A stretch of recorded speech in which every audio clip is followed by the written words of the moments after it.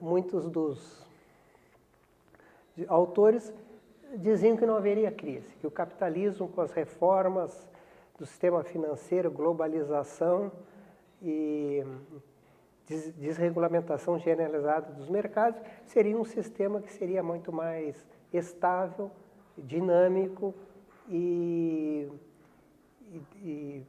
daria dinamismo econômico e social. Claro que isso, desde a conversa que começou, não se mostrava isso. Os dados mostram que, para os países capitalistas avançados, o que se tem é uma concentração da renda gigantesca. Acho que a humanidade nunca teve uma concentração de renda tão alta, nem na década de 20, da riqueza, o empobrecimento, né?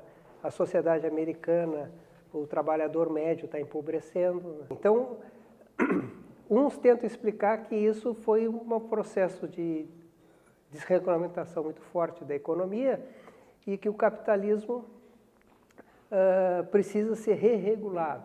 Outros colocam como a ganância, a corrupção no sistema financeiro. Outros vão alegar que o sistema são erros de política econômica.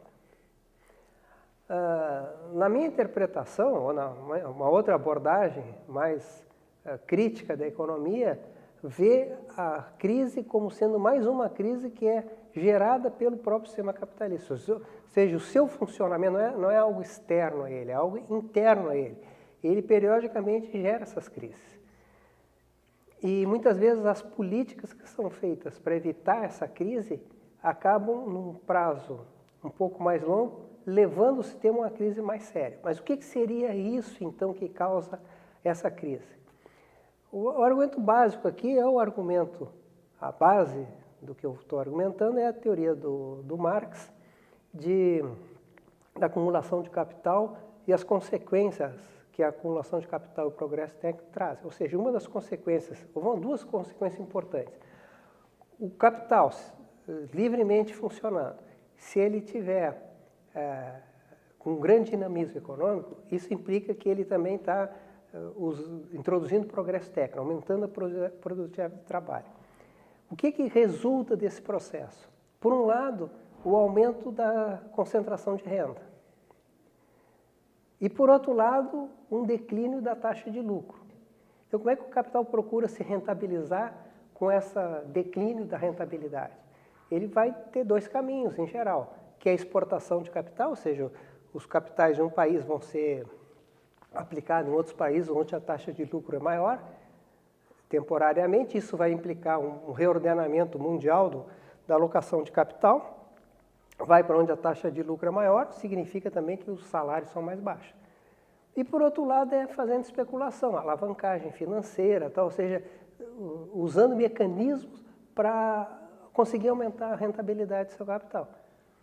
Mais cedo ou mais tarde, esse processo tem o seu fim, ou seja, uma bolha especulativa estoura, né? O capital que está indo para os outros países, daqui a pouco a taxa de lucro lá começa a cair, então tu entra numa crise, que a crise é o próprio mecanismo através do qual o sistema se cura.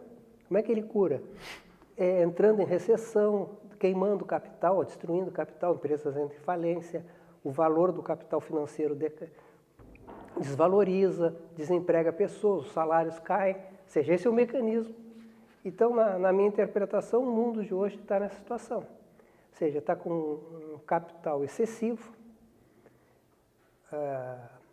a especulação financeira é imensa, vocês têm excesso de capacidade de produção, a indústria do aço, a indústria automobilística, ou seja, a capacidade de produzir é muito maior do que a demanda que tem. Tu tem uma concentração de renda muito grande, que é consequência dessa operação. O que vai acontecer agora? Mais cedo ou mais tarde, acho que mais cedo, uma crise de novo. Se deixar o mecanismo operar, a consequência social e política vai ser horrível.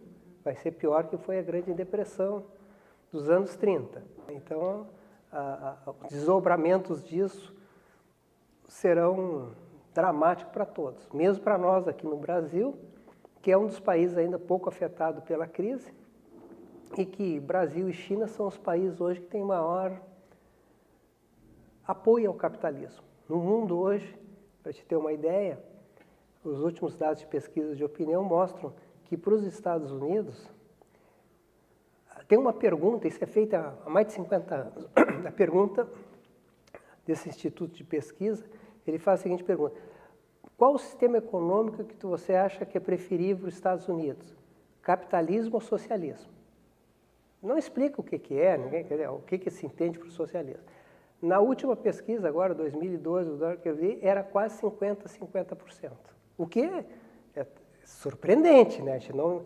Agora, para o Brasil, nos últimos 20 anos, essa pesquisa tem sido feita para Brasil, China.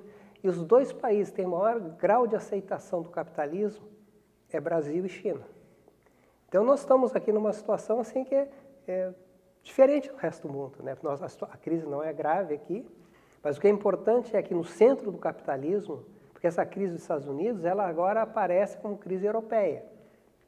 E lá na Europa, essa crise, ela está resultando o quê? Num desemprego brutal, empobrecimento da população. E isso tudo para salvar o capital. Ou seja, os investidores que investiram o seu dinheiro não estão permitindo que se perca o dinheiro que eles, a riqueza deles.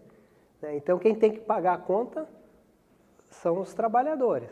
O mundo está vivendo uma situação assim, e dessa situação tem que se construir algo novo. Só que aí, somente os jovens têm que tratar de construir esse novo, né? Porque não adianta só ser contra, né? Tem que ser contra e a favor de algo. O que é esse algo? Eu acho que está em construção.